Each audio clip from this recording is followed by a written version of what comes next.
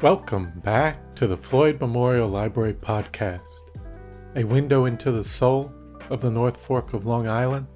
We'll delve into the pulse of our community, its pressing issues, promising opportunities, and the rich stories that weave our shared history. I'm your host, Christopher Bianchi, and for episode 84, we sit down with Gene Casey, a musician, singer, and songwriter, to explore his fascinating journey through life and music. Gene takes us back to his ancestry and childhood on Long Island, where his early love for music began. We delve into his formative years playing in bands outside of high school and in the heart of New York City, leading to his decision to make music a professional career.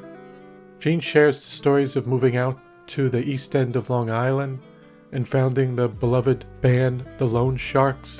He reflects on performances that were especially meaningful to him and offers insight into how the music industry has evolved over the years.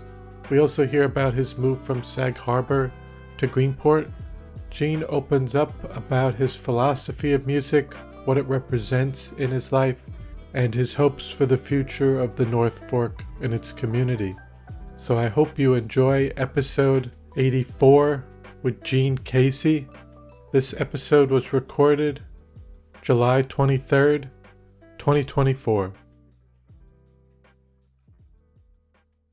Thank you so much for coming on to the Floyd Memorial Library Podcast today. Well, I'm very excited to be here. Thank you for inviting me, Chris. Absolutely. So I'd like to start off in the beginning, if you could give us an introduction about yourself, where you were born and raised. Well, I'm a New York person. I was technically born in Queens at the Jamaica Queens Mary Immaculate Hospital, which is no longer there.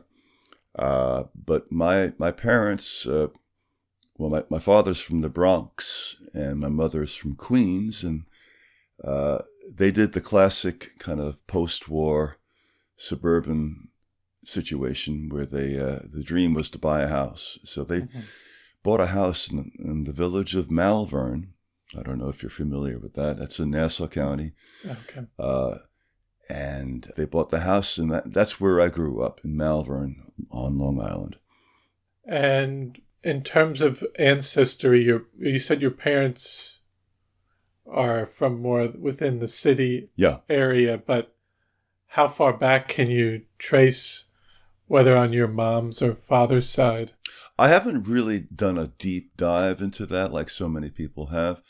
All my grandparents are from Ireland.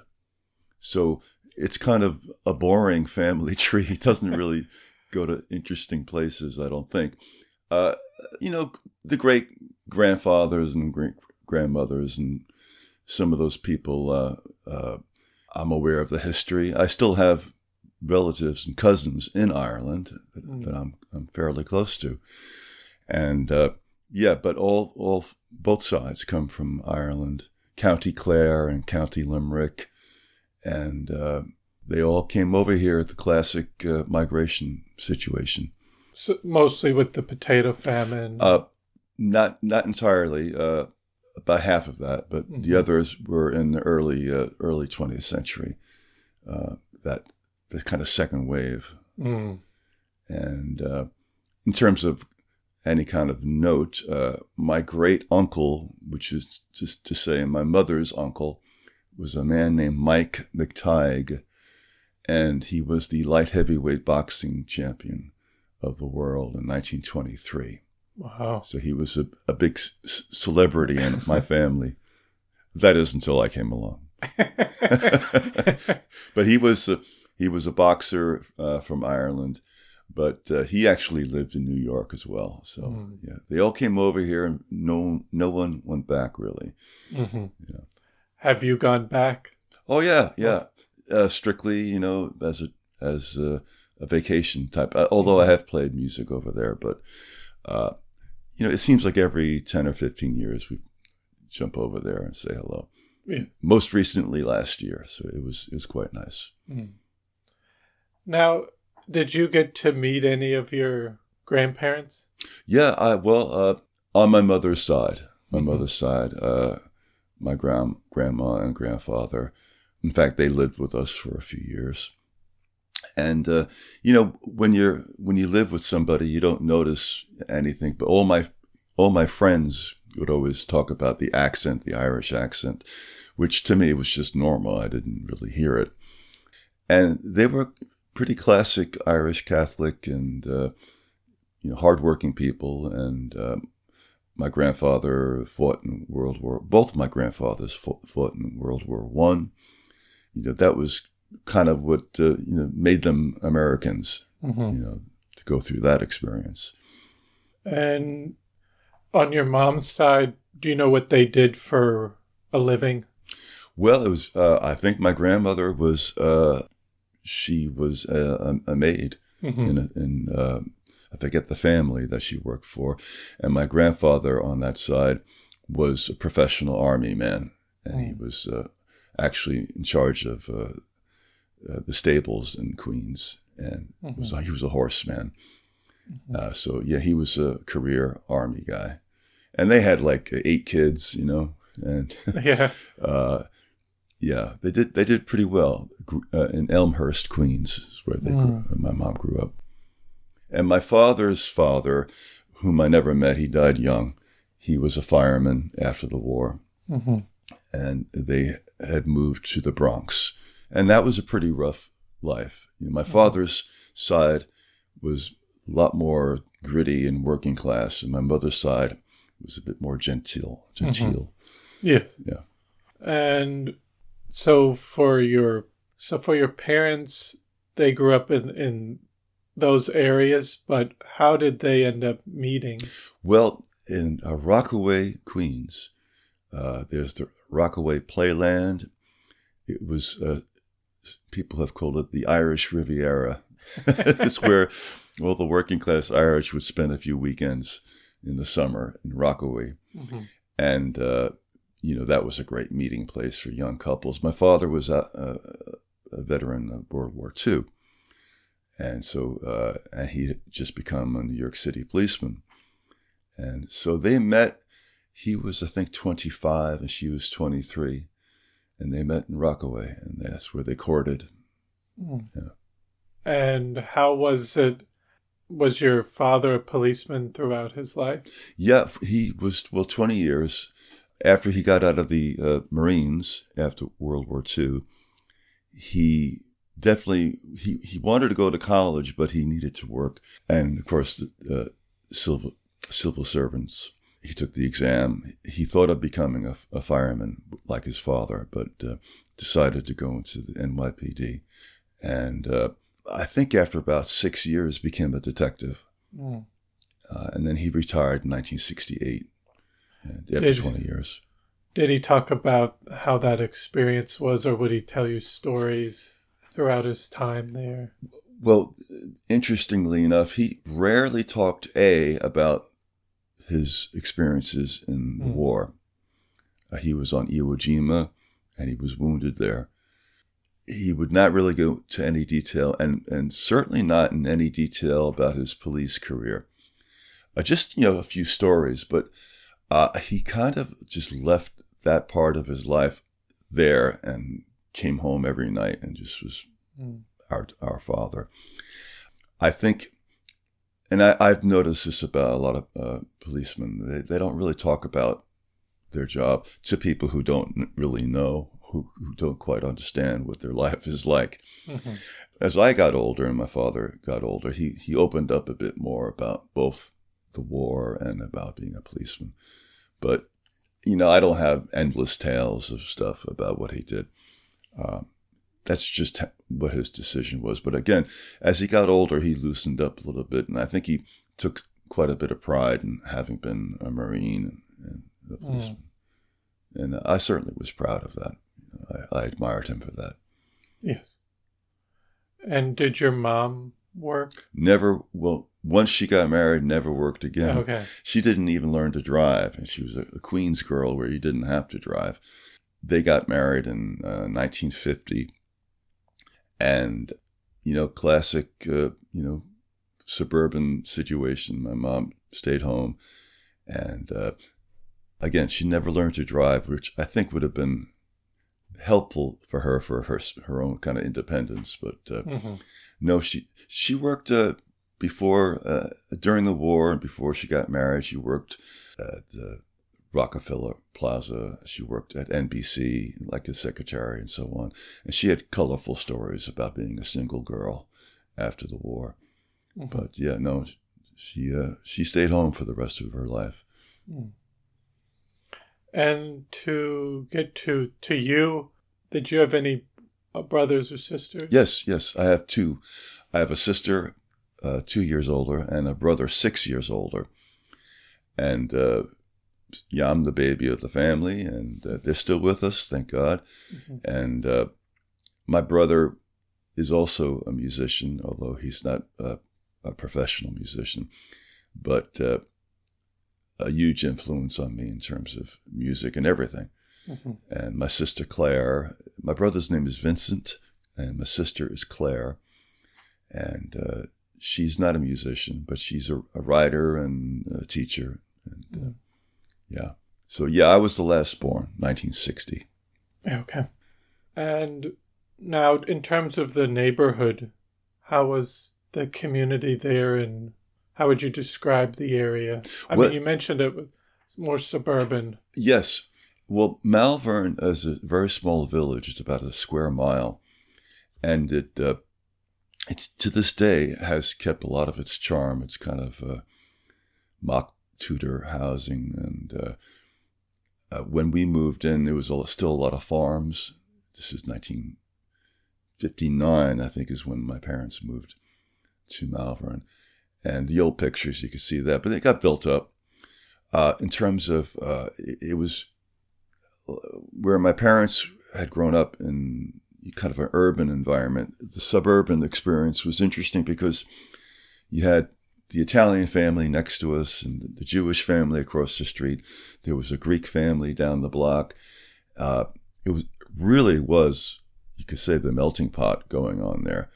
And they were all, from that generation, the Depression into World War II and into the post-war thing. And it was I consider myself very lucky to have grown up.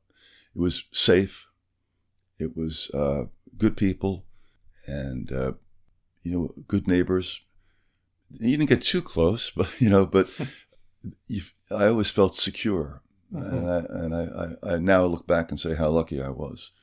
Whereas my father's experience in the Bronx, the Irish guys would not cross the street to the Italian block because that was warfare, and vice versa. It was very, very territorial and brutal for that generation, whereas our generation was practically a sitcom in comparison. Yeah. And what activities would you do in the neighborhood, and just even outside of school? Well, sports. We all played stickball, softball, wiffle ball, tag, touch football, basketball. I had my closest friends were all just a block away, and we would play till sundown. And great stuff. It was there was a surge of children in my neighborhood. Everyone was around the same age, and all the parents were making babies. So there was a big group of kids playing in the street. And you play sports in school, and it gets more regimented. But that was a good life. And specifically for schooling, how was that experience? And could you say where you went for elementary, middle school, high school? I did 3 years at a Catholic school. It's called Our Lady of Lourdes in Malvern, as did my sister and brother. But into the 4th grade, we decided to go to the public school. Mm-hmm. I think it was partly financial, partly disillusionment with the church, and back then it was a real struggle with tradition and change. Mm-hmm. Most of my friends went to the elementary school. It was called Corona Avenue, which is now James Deaver School. The limitations were such. I think it was a pretty average kind of education that I got. It was, in the 60s and 70s, there was the spirit of progress in the air. I mean, I don't mean to make it sound that kind of lofty, but there was a feeling that things were getting better, that prejudice was going away, and there was all the propaganda about pollution and all the consciousness that of our planet, and the Vietnam War going on, which was very, very unpopular for everybody. And there was a sense that things were going to get better and more progressive. I certainly carried around that notion for the first 20 years of my life. Although I was too young to remember Kennedy's assassination, I'm sure that took the wind out of the sail for a lot of people in terms of progress. Mm-hmm. But there was the feeling that all the evils of the world were going to pass, because it was a new day.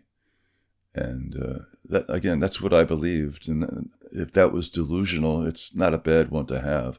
Mm-hmm. But the education I got was, I think, okay. And I was a pretty unexceptional student, except for anything artistic I kind of excelled at. But you weren't interested, or what about some of the core classes, say? I was terrible at math. Mm. I had to the point of almost a phobia about it. I couldn't really handle it. And science, it didn't attract me.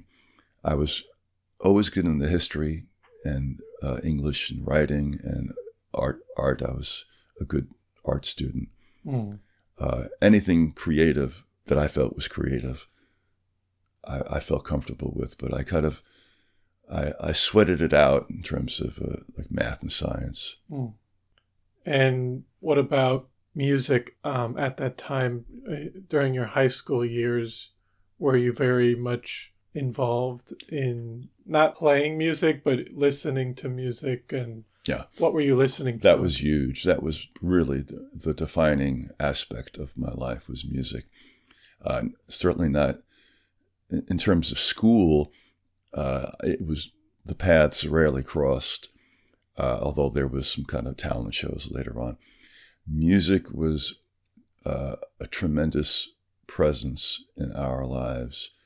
Both my parents were music lovers. They were not musicians, but they came from the big band era and the Broadway show era. Most of the LPs that we had were like South Pacific and Kiss Me Kate, the Broadway shows. And Sinatra, my mom was a Bobby Soxer. She liked Sinatra from the 40s. My father was more of a Bing Crosby guy.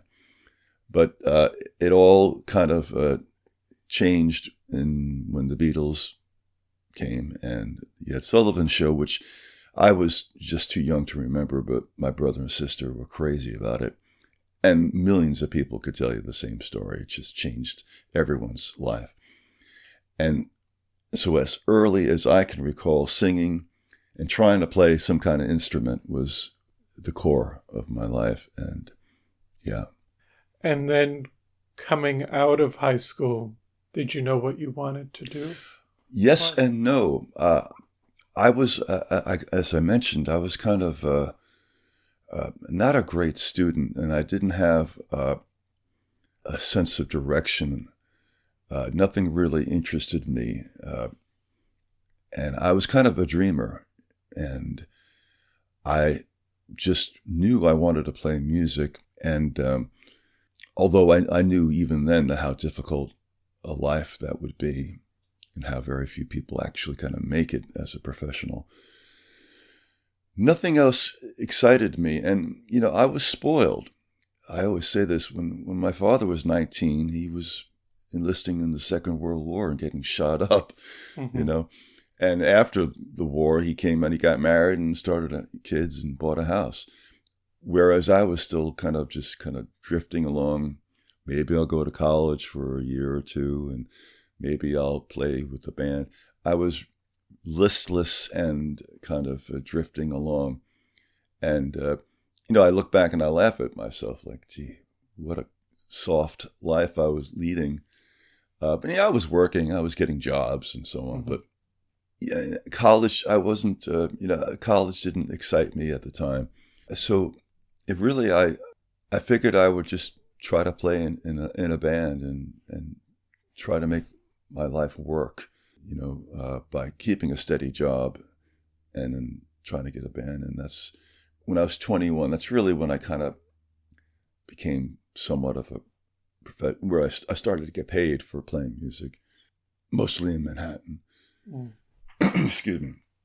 Yeah. But yeah, that's that kind of strange period between 18 and 22. I was really just lost. But you would go in and out of the city There at was a that time? band I joined, and there was two English guys who would come over and stayed, Lower East Side, and they thought they were the Rolling Stones, minus a few $1 million. But I was attracted to English rock and roll from the '60s, like the Kinks and the Who, and Stones, and I wasn't a punk rocker. But although that scene was very vibrant and there was a lot of gigs, a lot of bands, and it was an exciting time. And you didn't have to be, an extreme punk rocker. It was different ways. But I joined a band and we kicked around the whole scene for a few years. Nothing happened, but it was a really good experience. I played all those CBGB, Mud Club, and Great Gildersleeves, and Maxwell's, and Peppermint Lounge. And, you'd be lucky if you got a gig and you'd go on at 1 o'clock in the morning, play for 45 minutes, and then split $30. And you were happy. You were like, okay, we're part of the scene. Mm. And then I would drive home, at 2 in the morning, and then I'd get up at 5 in the morning and rush to my job at a mail room, somewhere. And it was tough, but I never thought about it. I just did it. Mm. And it was a good experience, that kind of New York City or new wave post-punk scene. I got to see a lot of those bands. I got to see REM on the same bill with us and people like that. And so this was late 70s into the early 80s. This is early 80s now. Early 80s. Yeah. And separate from the music scene, how would you just describe New York City at that time? Well, it was You mentioned the Lower East Lower Side. East Side. It was rough, Alphabet City. It was pretty dirty and grimy and a little dangerous. And I lived for a year in the Village. This is going up a few years, but I was kind of like the suburban guy with a regular job, drive in and then be like pass for a urban guy for a while. Mm. New York City was rough, certainly those areas. But the good thing was there was a lot of clubs, a lot of bars that were pretty run down, ramshackle places, but there was live music, so it was pretty down to earth there. Yeah, because I think even it was a rough time, but there was the freedom to explore with whether it was in the arts or other areas that I think is harder to find. It's virtually disappeared. Non-existent. I mean, you could have a loft down in Soho and you could afford it if you were an artist, you can get by. Now you have to be a billionaire to live there. Mm. And the Bowery was the Bowery. It was rough. It was Skid Row. Mm-hmm. But there was amazing rock club right there and everybody went. But I never felt like really, I guess I shied away from really going out on a limb and living that lifestyle. I was I think, psychologically or emotionally pretty conservative. I was never attracted to, the more kind of hardcore aspects of that life and drugs and such. I was never into that. And I was always too healthy. I was the only guy in the band that didn't smoke cigarettes. I remember that. Oh, that's interesting, because I think it would be the opposite at that time. Yeah, no. It was just almost part of Oh yeah, the band culture at that time. it definitely was.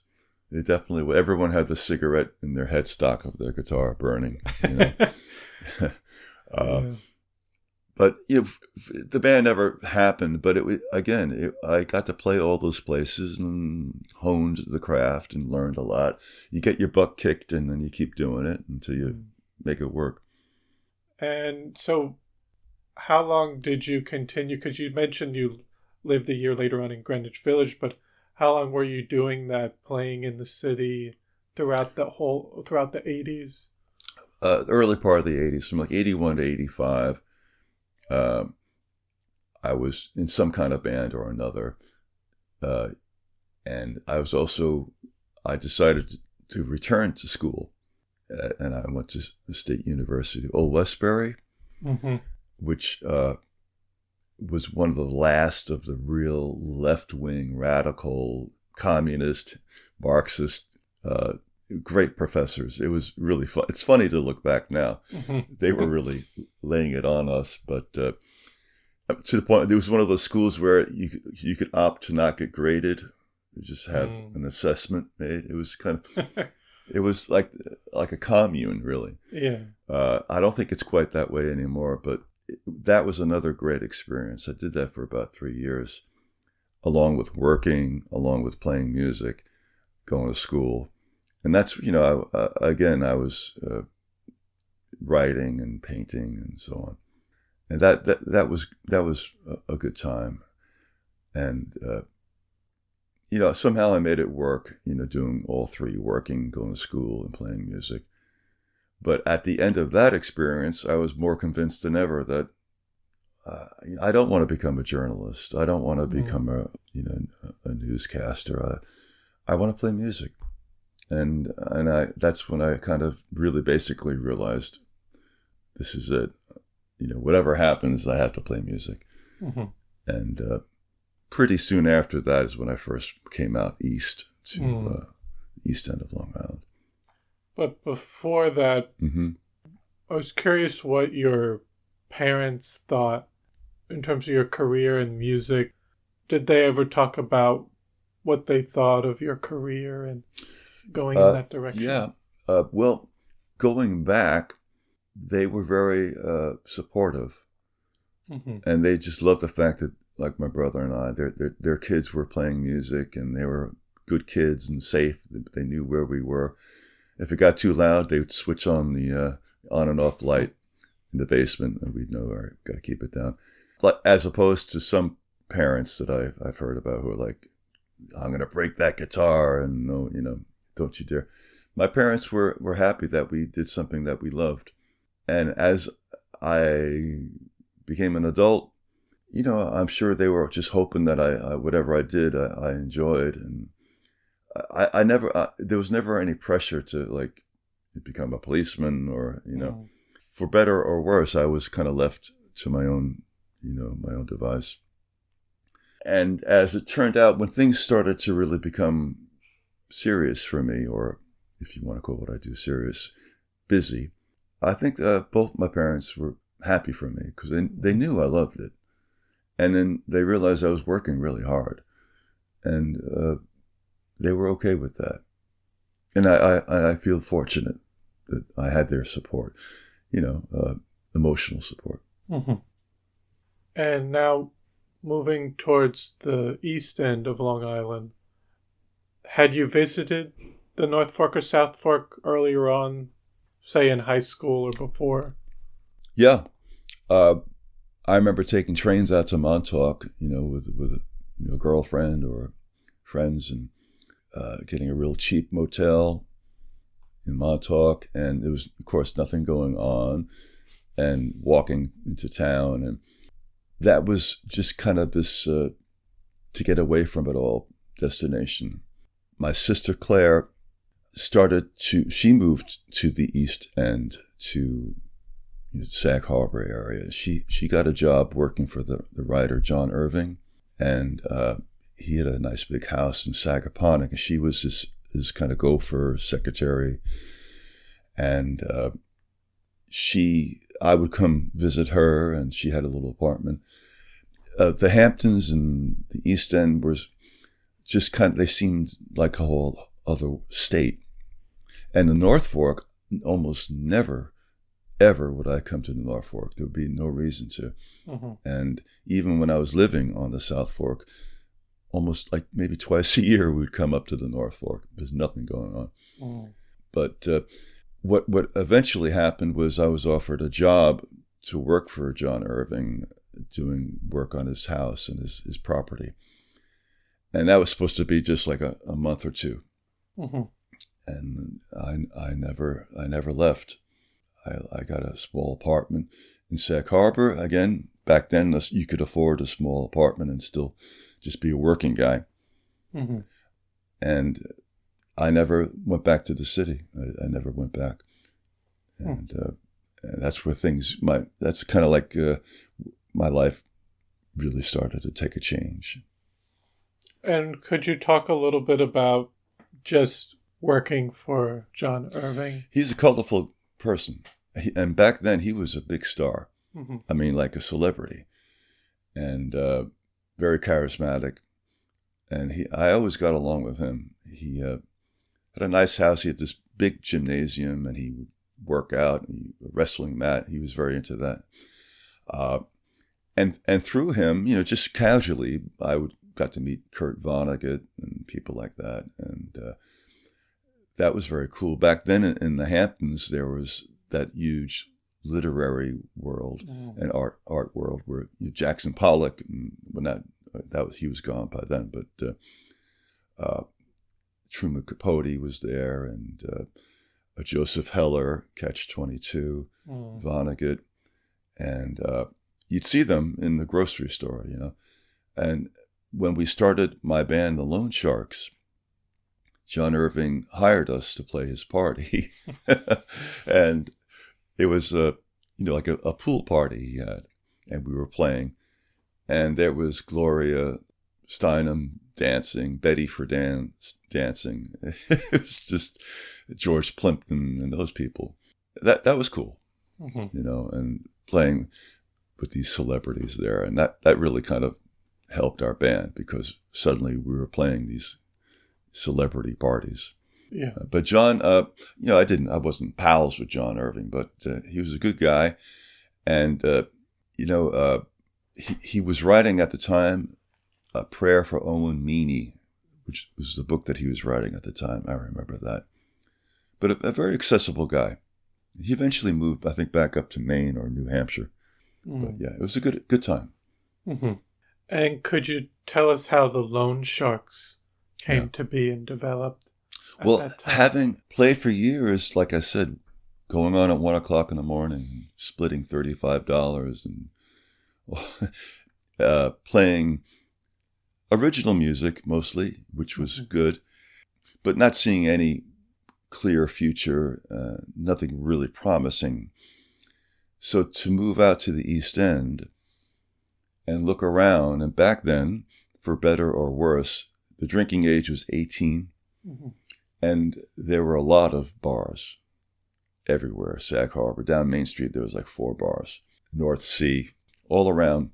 And live music was still a staple. It was still part of the scene.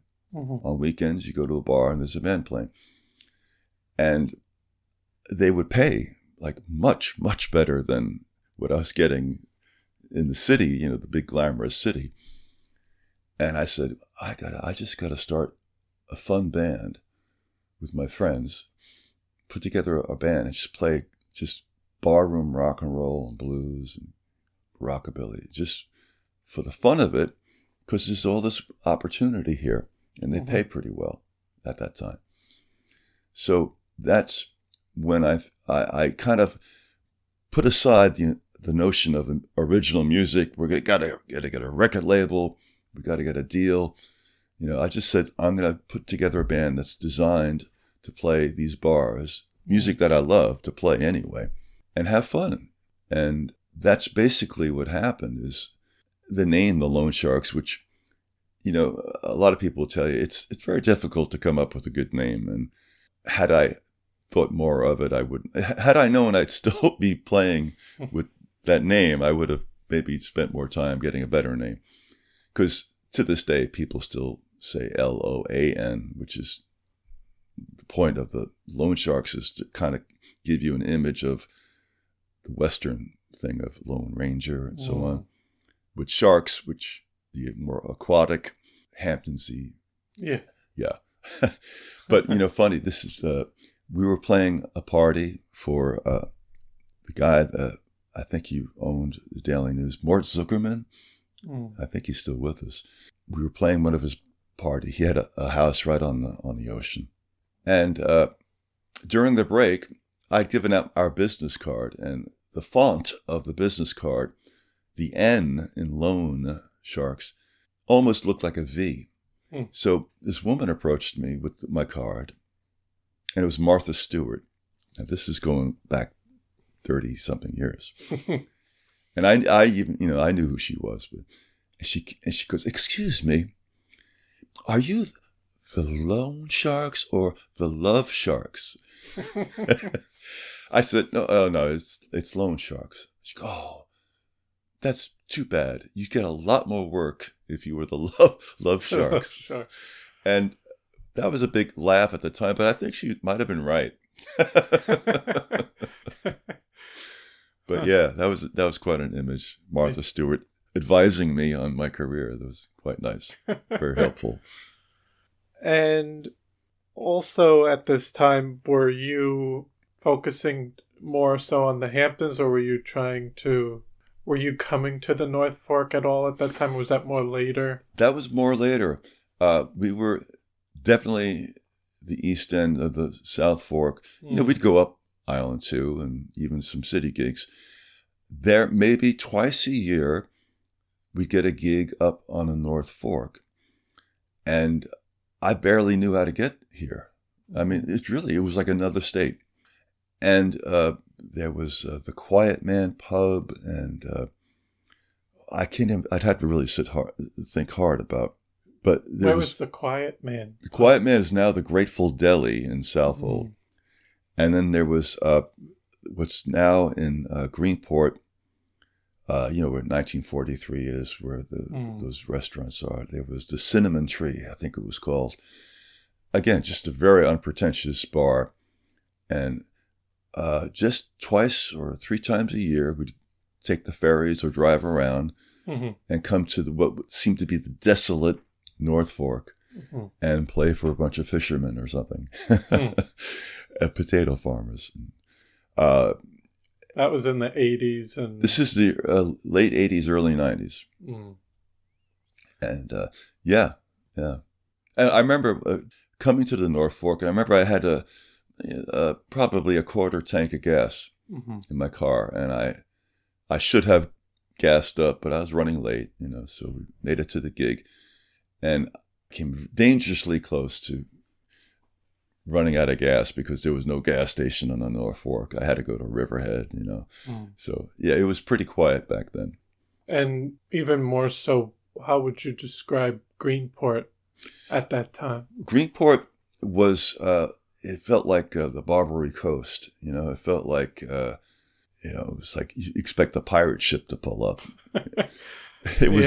It was definitely rough and tumble, more so than, say, Montauk. It was working people, and they liked to drink. And I quite liked it. Again, it reminded me of when I first did move to Sag Harbor, where you could afford to live. And it was just for 8 weeks out of the year, it was the summer Hamptons. But for the rest of the year, pretty quiet. And you could find a parking spot anytime, anywhere.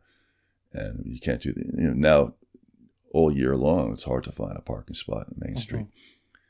But the North Fork was more like how I remembered the East End, the South Fork being. Mm-hmm. Now, with your music, you're blending a lot of genres, like you said, rock and roll, blues, country, Americana. Who were some of your biggest musical influences? Well, influence, that's an interesting word. To me, influence by my definition is kind of a subconscious thing. I think you pick up influences without realizing it. Mm-hmm. But certainly my inspiration and influence was my brother, Vincent, who kind of guided me along and told me what was cool, what wasn't. And so he kind of set the parameters. And I was always a little bit out of time compared to my peers and my classmates. I never really was into like 70s music. I was during the 70s, I was listening to, the Animals, Yardbirds, Kinks, the Who, the early 60s and British bands.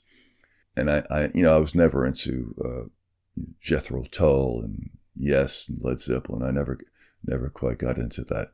So I was always a little bit out of step. And then, of course, by the time the new wave thing happened, I was perfectly in step because that shared some of the same influences. But back to your question, there's inspiration and then there's influence. Again, I think you get influenced by anything. You could get influenced by the guy you just saw playing in a corner bar. But inspiration was, well, of course, the Beatles. That was just, everything I learned came from the Beatles. And that included American music, rockabilly and country music, because the Beatles played that in their early days. More so than the Rolling Stones. The Rolling Stones tended to try to be a blues band. Mm-hmm. And I learned a lot about Jimmy Reed and Howlin' Wolf and Muddy Waters through the Stones. But through the Beatles, I learned about Buck Owens, Buddy Holly, Carl Perkins, rockabilly music. And a lot of my musical education was trying to get to the roots of the Beatles. Mm-hmm. And that led me to becoming just immersed in country music and rockabilly music through the Beatles. Mm-hmm. Yeah. Now, over your career, you've shared the stage with legends like Wanda Jackson and Bo Diddley. Do any particular performances or experiences with artists like these stand out to you? It's always great to meet or to work with, the real people, the real deal, because you learn so much just by the way they carry themselves, And for instance, the time we backed up Wanda Jackson, who thankfully is finally in a Rock and Roll Hall of Fame, she had sent a cassette of her live show. Mm-hmm. This is how I do these songs, not 1959, now, in the right key. So we listened to it. It was all, we knew the stuff. Kind of went over it very briefly with us. But she came out, she'd played New York the night before. She came out to Shelter Island where there was a beach party that we were playing. And she came out that afternoon, and I think maybe 1 hour we ran through the tunes. She seemed happy. And at the end of the rehearsal, she just asked our names. So Gene, Chris, Andy, and Paul. And she nodded and she left. And then, like 4 hours later was the actual show on the beach at Wade's Beach at Shelter Island. And she came out, she was great. And we did, her 60-minute show. And at the end of the set, she told the audience, "I'd like to thank the band." And she just ran our names down. And I remember thinking, like, she didn't write the names down. She didn't have it written on her hand. Mm-hmm. She asked us that one time, and she remembered the names. And she didn't have to do that. But I was more impressed that she even remembered it. I mean, I barely remember who's in the band. So that, something like that, where you realize this person's a total professional. Mm. This person has done this for years. And that influences you. That stays with you. And they usually turn out to be very nice people, musicians. Some are kind of hard to get to, and to leave them alone, But that was a good experience. How was Bo Diddley? He was kind of gruff, Mm-hmm. and he was kind of the other extreme. He didn't really want to deal with anything. Mm-hmm. This is how I do it. This is how I do it. Yeah. And it was. We loved him so much that Yeah. it didn't matter that he didn't want to play the music the way he did in the 50s. He had his own thing. Yeah. He wasn't really interested in us. He was interested in the ladies. Mm-hmm. Yeah. He didn't really want to talk to us. Okay. But guys like Sleepy LaBeef, and we played with Rick Danko, the band, and Link Ray, and we played with a lot of. When you play the Stephen Talkhouse, you tend to be on the same bill with some legends, Mm-hmm. and sometimes you hang out with them. That's fun. Now, you've also had some songs end up in shows. Yeah. Like Justified and Sons of Anarchy, and movies like The Tall Man and Being Charlie. What was that experience like?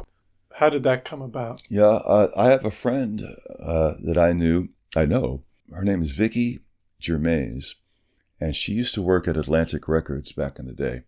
She's got a wonderful career, a wonderful person. And she was also a songwriter. And I've been pitching and plugging and promoting my songs for years. And even in the early days of the band, I would do some of my own songs and slip them in, Mm-hmm. And my kind of, the bar is if these songs can be played along with the classic great songs, then it's a good song. That's always been my goal. But Vicky had a friend named Monica Benson out in L.A. who's a publisher. Mm-hmm. And one of the old school publishers. Now, in the old days, publishers would really go to artists and to record companies and promote your songs. I mean, it was an active, aggressive world. Now it's a lot more kind of just, the business has changed so much. It's barely recognizable. But the old school song plugger, this woman, Monica Benson, is probably the last of that kind. And we made contact, and I would send her some songs and got some good feedback, but nothing happened for almost 3 years, and to the point where I was not really expecting anything. But then we sold a song. I forget what was the first TV show, but I think Justified took 2 or 3 of my songs. And then the movies. And usually, the funny thing is, it's like something you hear vaguely in the background. Mm. There's something on the jukebox is playing. That might be me. And you have to listen very hard. But the checks come. I still get checks from stuff we did 15, 20 years ago. Wow. And that's been very gratifying because basically all the work I have to do, I've already done in recording and writing my songs. Mm-hmm. So it's just all icing on it. But yeah, we got a little hot for a few years there. We got some things, and it's really nice. In fact, when I go to Nashville and work with songwriters down there, as I mentioned, the record business has changed so much that people don't get paid the way they used to. And it's very, with streaming and such. Yes. And all these veteran songwriters down there were asking me, how did you get your song on a TV show? Because that's still a very lucrative thing. Mm-hmm. And, these old veterans asking me how I got this deal. I don't know. I mean, but yeah, that's been good. And, I tell you, driving home from a gig 2:00 in the morning, you're exhausted and you're thinking, why am I doing this? I'm tired and I'm driving 2 hours home. But when a check arrives in the mailbox, then it's like, okay, all right, this pardon the expression, justifies it. Yeah. But, I still write music. We still do a bunch of my songs. We used to put out CDs, but no one has a CD player now, which it's frustrating to realize that technology has changed your profession. Mm-hmm. And you have to kind of figure out a way of making it still work. Working with other companies now, like Spotify, in order to get your music out there, but it's still, you're having to go through this other platform instead of just, I think it's still nice having the physical CD, but I get with people might talk about storage or just it's easy to listen on the phone instead of carrying, but... Yeah. Well, that's always been the trend from back when there were 78s, which were big clunky things in a cardboard album, to the LP, which was a big advancement, to the cassettes. That era, the cassette era didn't really work, but the CDs, I thought that was permanent because, like you said, having the physical copy, the tangible, tactile thing, and being able to read the notes of who wrote what song, who plays bass on that song, which you really, you have to download a whole thing to, the booklet. So it's not practical.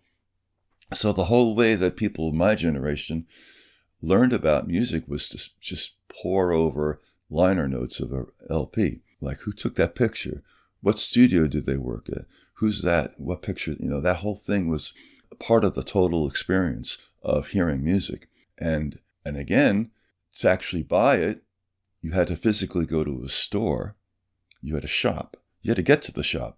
That was taking a bus or riding your bicycle to a record store, going through the bins. Do I want this album? Do I want this record? Oh my God, can I afford this one? That's a whole process, a whole experience of committing and investing your life into music. Mm-hmm. You buy the music, you take it home, you play it, you listen to it, you pore over the liner notes, you lend it to your friend, you bring it to a party. It was a whole experience that encompassed everything. Whereas now, I heard the song, I'll download it, I'll press a button or I add it. And that's really the extent of your emotional commitment to the song, unless you totally love it, but the value is not the same. I'm not criticizing people how they hear music now, but I'm just saying it was an investment. It was part of you. It was a big effort. It was an effort that was rewarded, and it wasn't disposable. It wasn't like here today, gone tomorrow. This is a big part of my life, and it will always remain because years later, this will always be a part of your life. And so I don't criticize today's music as much as I just realize, I wonder how important this music really is to people, because there are young people where music is really down the list of what they care about. It's just another piece of entertainment, whereas people of my generation, music was really important. It's your very identity. It was the band you listened to, the concert you went to, the T-shirt you got. And it wasn't just the commercial aspect. It was, again, the emotional investment as much as any money. Yes. No, that's obviously changed, and I've seen that even in other forms of entertainment, like movies, I think are not the same in terms of even celebrities, and that's kind of been, I think, pushed aside. I don't know, with the way we absorb more information now through social media and TikTok, I don't know if we're focused more on influencers or content creators now. Now, over the decades with your band, the Loan Sharks, would you say that you've been consistent in what you've wanted to produce with your music, or have you changed at all over that time period, would you say? When you say change in terms of style or sound, or? In terms of style, sound, or have you wanted to keep your music pretty much similar from when you started? There's not been a conscious decision like, we have to stay here in this box, What has happened is over the many years of the band, players have come and gone. And the original guys are long gone. We're all friends and all that. But every time a new member joins, it really changes the band. And it's something I look forward to because their influences, their style, it's part of the growth. And for instance, our drummer, Chris Ripley, is a jazz drummer. He's trained as jazz, so everything he plays has a certain swing to it. And when he first joined the group, I was used to a more kind of hard-hitting, straight rock drummer. And I was like, how do I make this work? Because he's playing good, but it's not gelling. Mm-hmm. And so it forced me to change and grow and learn how to adapt and be, to swing a bit more and that whole thing. And when a bass player joins the group, every bass player plays the same song differently. Mm-hmm. And that affects our sound. About 25 years ago, we added a sax player, and that totally changes. People no longer think of it as a kind of a country rockabilly thing. It's more of a rhythm and blues thing. So the changes, I welcome them because they're all good. They're all great players. And I love everything they bring to the table, but it's part of the evolving process. But I'm sure that, the people who have seen us over the years rely and expect some of the familiar things, and we certainly provide that. We still play flat out rock and roll, and mm-hmm. But we approach it a little differently, depending on who's in the group. And more of a question about in terms of bands and keeping. There's always like the classic scenario with bands and some of the challenges of keeping them going or separations, but obviously you said there hasn't been, like, everyone's still on good terms. But in terms of like a leadership role, with you being in that role, how do you balance all the different personalities? And it happens naturally. I mean, no one stays in the band very long if they have poor attitudes, if they're negative. A certain a balance of cynicism is sometimes important, but you got to get along with people. We're entertainers, and we have to brighten the room up, So no one's in the band unless they know their place and they know what they're bringing and how we affect people's lives. So it has to be positive and gracious. And so it doesn't require a lot of, direction from me. I let people be who they are.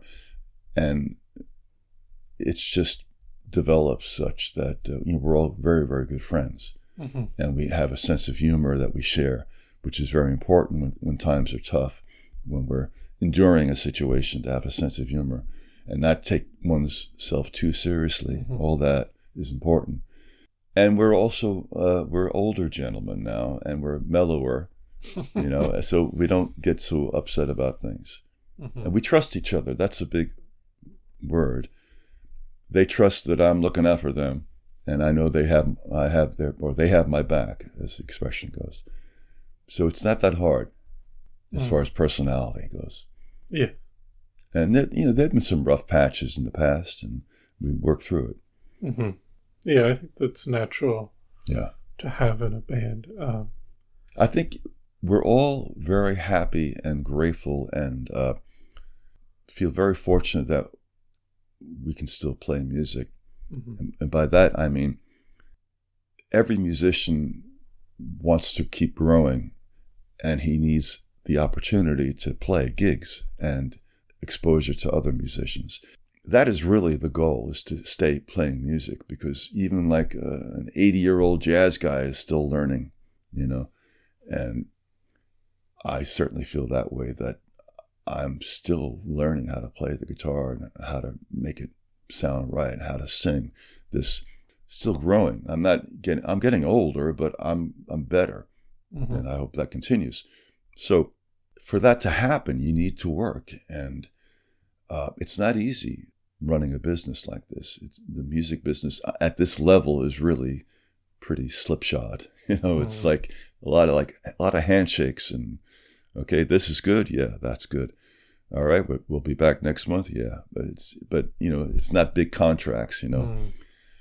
The fact that we can still play music, we don't take it lightly. I mean, we don't take ourselves seriously, but we don't take it lightly. Like, we know this is good, and we have to protect this because we need to play. Musicians need to play. That's why so many musicians, unfortunately, play for nothing, because they're desperate to play, and that's not a good. As a professional, that's disturbing. But I understand the impulse. I just want to play. I'll do anything. Yes.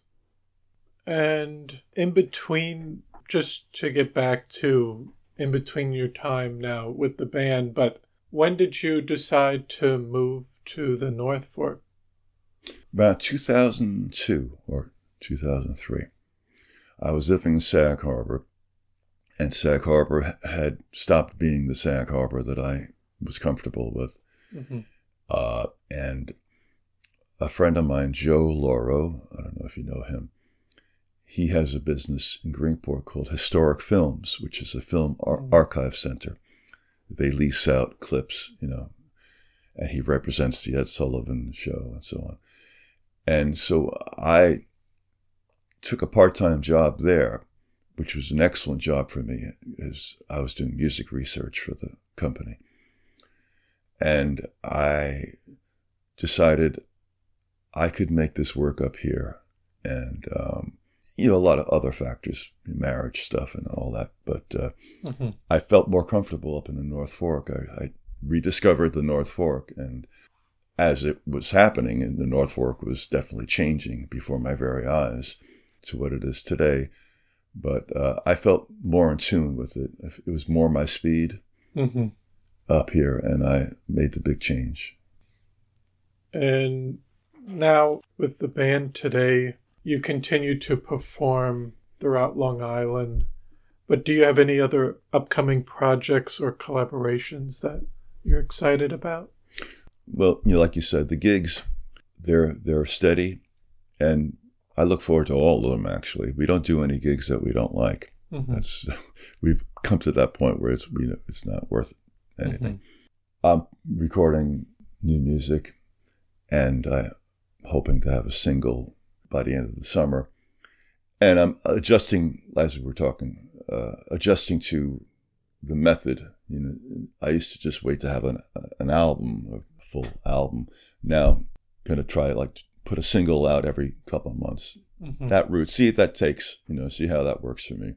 And I tell you, recording original music now, it's changed because, again, I used to be able to put out a CD, press 1,000 copies, send them out to the reviewers and to newspapers, and carry several boxes of CDs every gig. And every gig I'd sell 3, 4, 5, 6 CDs, and that was great. It was, here's the product, here's the cash, thank you very much. And now, that's gone. So I'm trying to cope and grasp the changes of how music is distributed and heard. And it's not that encouraging, but as a songwriter, I have to do it. I just have to write songs. So I'm going to do the whole single thing. So I'm looking forward to that. I should hopefully by Labor Day have this thing finished. That's a new song. And then if that kind of takes, I'll keep doing it. And hopefully maybe I'll get another song in a movie. And do you have any favorite venues or places that you enjoy performing? Well, having just said that, we work a lot, and to the point where we've weeded out anything that we don't like. Like a gig that may have paid well, but we didn't really like the owner, or the stage was terrible to get to, and that kind of. We're pretty picky now. We're like, I don't want to do that. It's not worth it.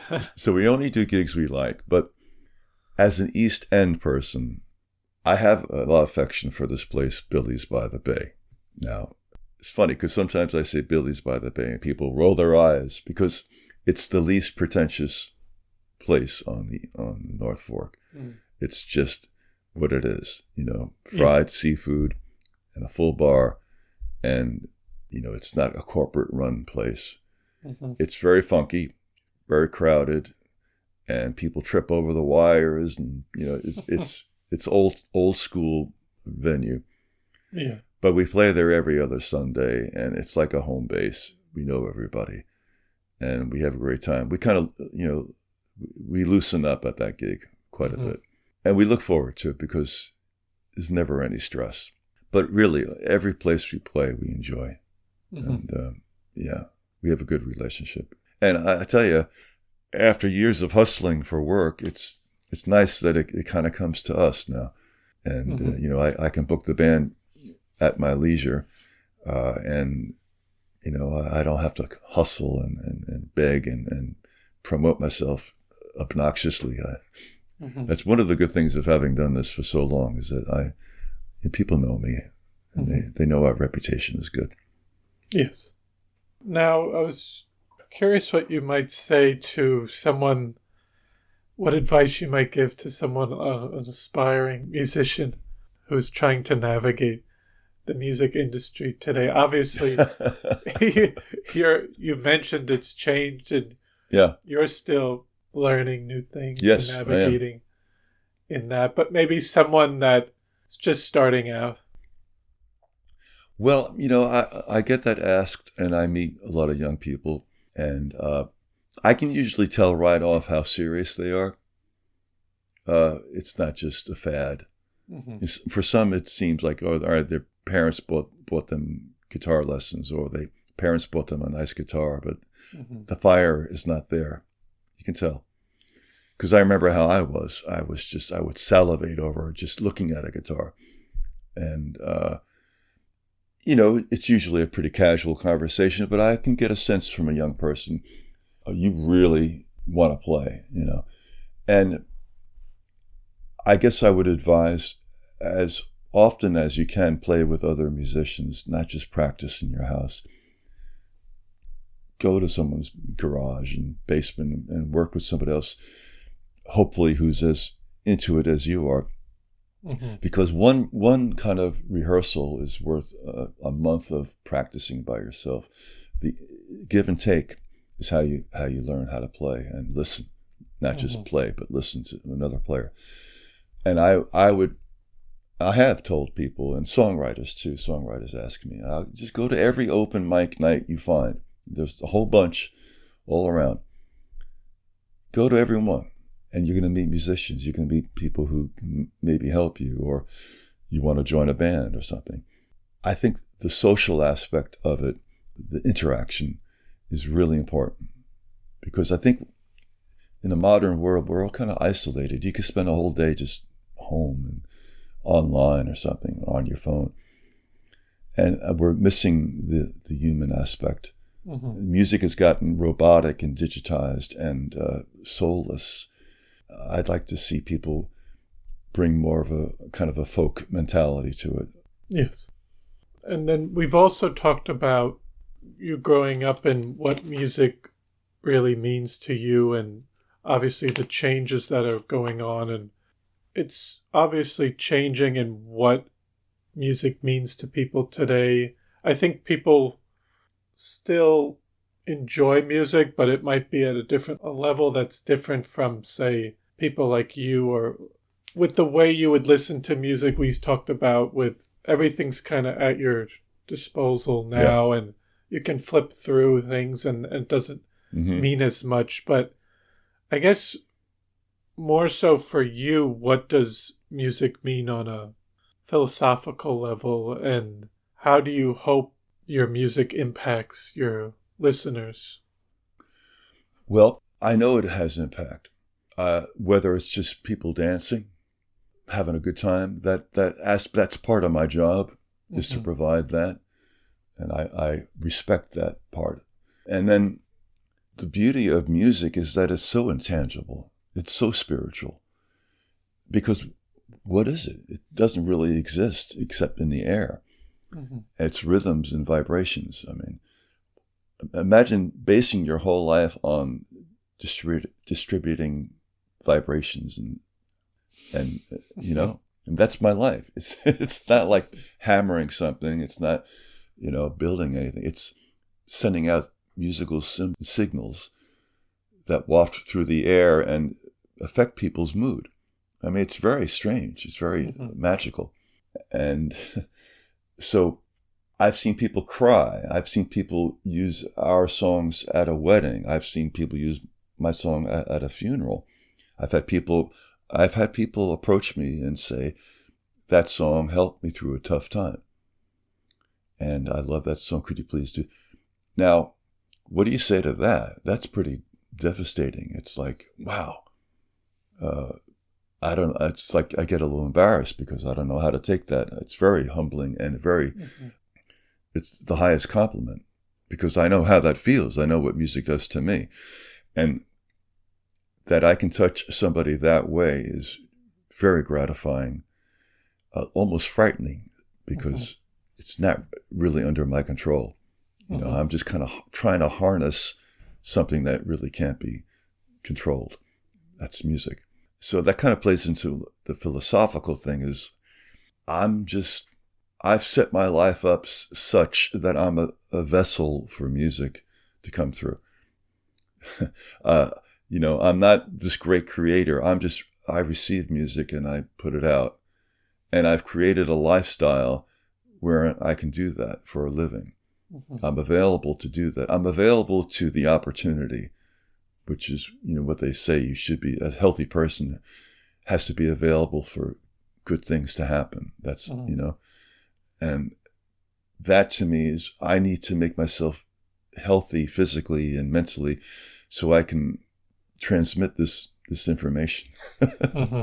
It's hard to talk like this because I sound kind of silly, but I think it is something that just to link a little bit, I did do a little drumming and just it is something that it's almost gives you more life and meaning.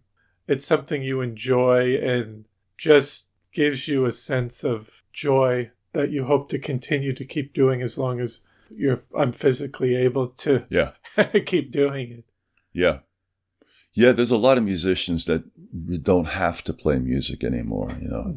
They got the money, but they need to do it. And the whole thing about being paid and the professional aspect of it has always been a struggle. I try not to let that inhibit me. I always use this observation of musicians that along the way they had to quit.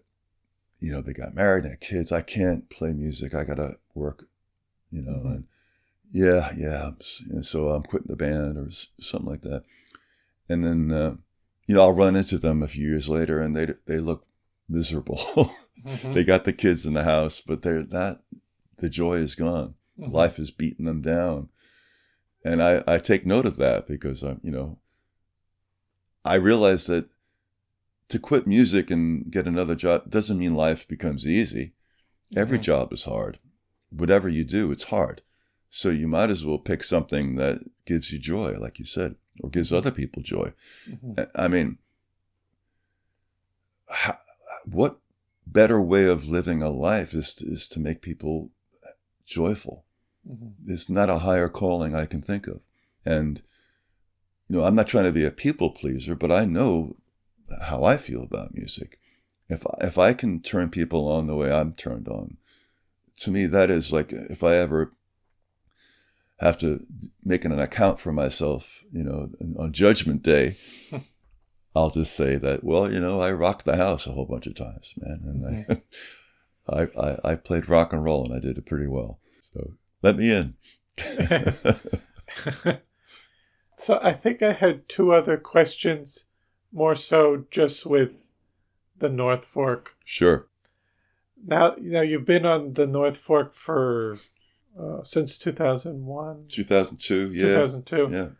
What do you enjoy about living in, well, obviously you're working on the North Fork, but all throughout the region, but just what you enjoy?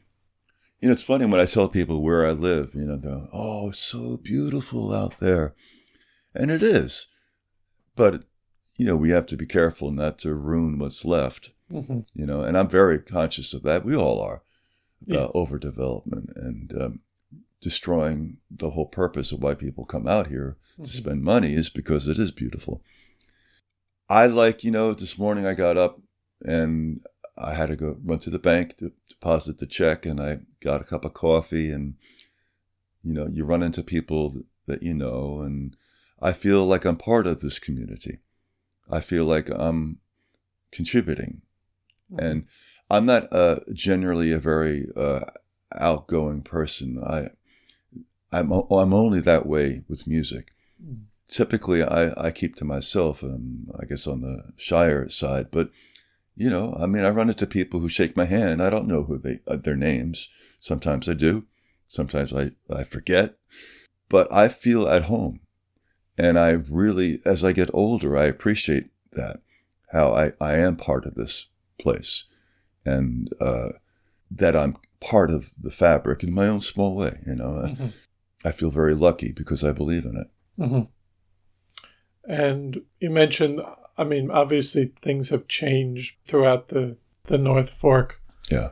But what would you hope for the future of the North Fork and its community down the line? I would hope realistically, because there's you don't want to just put up a big wall and keep people out. In order to thrive, we need, people spend money, people invest their lives, and they come out here.